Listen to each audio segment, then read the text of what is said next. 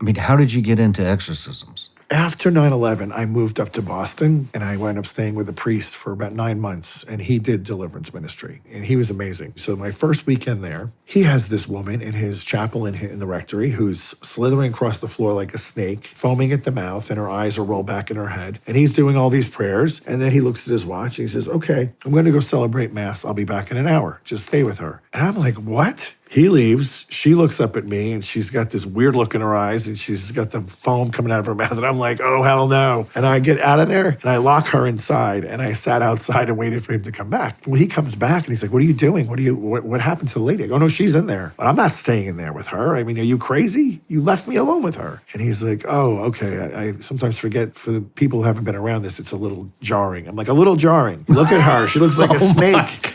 So that was my introduction initially. And then for 9 months, he would do this with people and I got more comfortable.